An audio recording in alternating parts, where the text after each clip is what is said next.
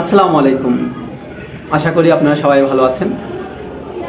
আপনারা জানেন গত 2 দিন আগে ভারতের যে ডম্বু গেট তারা খুলে দিয়েছে। এর ফলে বাংলাদেশের ফেনী অঞ্চল সহ প্রায় 8টি জেলা প্লাবিত হয়েছে, বন্যার সৃষ্টি হয়েছে সেখানে।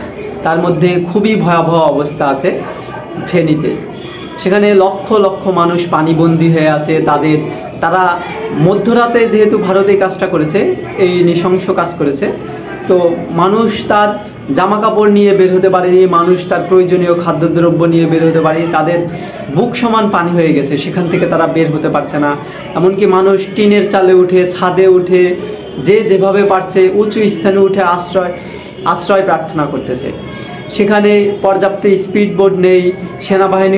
সেনাবাহিনী হেলিকপ্টার দিয়ে যে উদ্ধারণ করবে বা হেলিকপ্টার চালাবে, তার জন্য আবহাওয়া অনুকূল হওয়ায় তারা সেটাও পারতেছে না। সর্বোপরি খুবই ভয়ানক এক পরিস্থিতি সেখানে বিরাজ করতেছে। এমনও আমরা দেখেছি যে সেখানে মৃত ব্যক্তিকে মাটি দেবে, কবর দেবে, তার জন্য কোনো মাটি নাই, সব জায়গায় পানি, প্লাবিত। কি ভয়াবহ এক বিভৎস অবস্থার সম্মুখীন হলো বাংলাদেশ। কিন্তু যেই ভারতকে এতদিন বাংলাদেশ বন্ধুরাষ্ট্র বলে আসতেছে, যেই ভারতকে ট্রানজিট সুবিধা দিয়েছে, যেই ভারতকে রেল সুবিধা দিয়েছে, যেই ভারত আমাদের আকাশ সীমা ব্যবহার করে, যেই ভারত নির্দ্বিধায় আমাদের বিভিন্ন জিনিস তারা সহযোগিতা পায়, যেমন তাদের অর্থনীতি বা তাদের বাণিজ্য বাংলাদেশের ওপর অনেকাংশে নির্ভরশীল। বাংলাদেশের মানুষ সেখানে যে চিকিৎসা নেয়, যার ফলে তাদের রেমিটেন্স বাড়ে। বাংলাদেশের মানুষ সেখান থেকে যে মার্কেট করে ঈদের সময়, পূজার সময়, বাংলাদেশের মানুষ ভারতীয় বিভিন্ন প্রোডাক্ট ব্যবহার করে।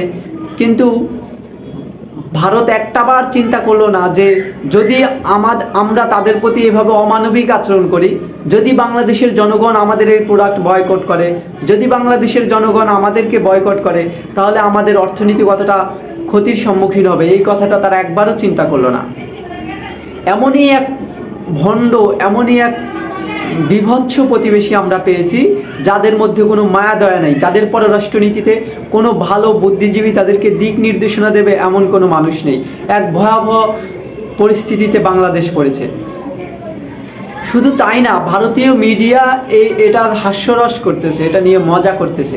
বাংলাদেশের মানুষ তো মারা যাচ্ছে, মানুষ তো তারা নিরাপদ আশ্রয় পাচ্ছে না। একই সাথে পশু পাখি, গরু ছাগল, হাঁস মুরগি এবং কুকুর বিড়াল থেকে শুরু করে প্রাণীকুল, যাদের কোনো আশ্রয় নেই, যারা কোনো আর্তনাদ নেই, যাদের পক্ষে কথা বলার কেউ নেই, তারা পর্যন্ত ভেসে চলে গেছে। এমন এক ভয়াবহ পরিস্থিতির শিকার বাংলাদেশ কখনো হয়নি। তো আমরা এখন বাংলাদেশের জনগণ যেটা করতে পারি, তাদের সাথে বয়কটের ডাক দিতে পারি। ভারতীয় পণ্য বয়কট, এই কর্মসূচি এখন আমরা পালন করতে পারি এবং পুরা বাংলাদেশের মানুষ ভারতীয় পণ্য বয়কট করবেন। ধন্যবাদ সবাইকে।